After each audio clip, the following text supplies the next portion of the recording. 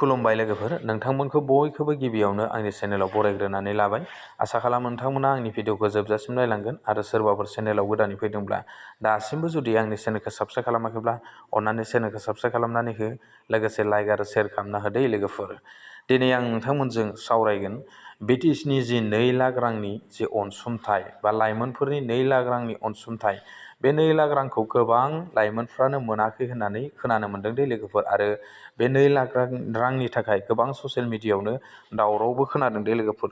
दा बे 2 लाख रांखौ बबेयाव थांनानै सोरो बोरै एप्लाइ खालामहैदों आरो बेनि एप्लाइ प्रसेसा माबायदि, बेनि जेबो नलेज मोनाखै दे लोगोफोर। अब्लाबो आं नोंथांमोननो आपडेटनि गेजेरजों फोरमायहरनोसै दे। दा बे 2 लाख रांखौ नोंथांमोनहा बबेयाव थांनानै एप्लाइ खालामहैनाय आरो माब्ला बे 2 लाख रांनि जि डकुमेन्टस बे जमा लानाय हाबाफारि, बेखौ रावबो मिथियाखै लोगोफोर, आंबो मिथियाखै। बेखौ आं नोंथांमोननो फोरमायहरखाबाय।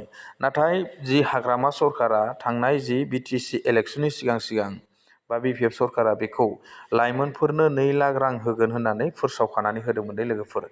नाथाय बे 2 लाख रांखौ गोबां लाइमोनफ्रानो मोननो हायाखै आरो बे 2 लाख रांनि थाखाय गोबां ससियेल मिडियायावबो दावराव खोनाबाय थादों आरोना लोगोफोर। दा बेवहाय बेनि गेजेरावनो जुदि सोर लाइमोनफ्रा बे 2 लाख रांखौ मोननो हाखो, बेखौ नोंथांमोना कमेन्ट्स बक्सआव थांनानै कमेन्ट खालामलायनानै खोन्थाहरदो लोगोफोर।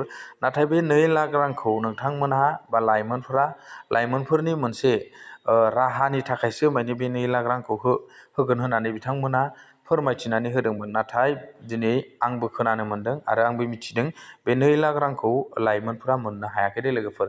जाय बिथांमोना बैसो जानानै थाखानाय बोराय बैसोफोर, बिथांमोनासो बे 2 लाख रांखौ मोननो हादों होननाय बायदि खोनानो मोन्दों आरो लोगोफोर।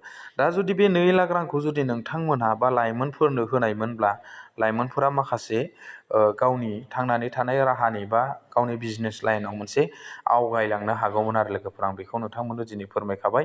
नाथाय बे 2 लाख रांखौ गोबां लाइमोनफ्रानो मोननो हायाखै आरो बेखौ ससियेल मिडियायावबो खोनाखादों दे लोगोफोर। आं बेखौ नोंथांमोननो फोरमायनानै होखाबाय।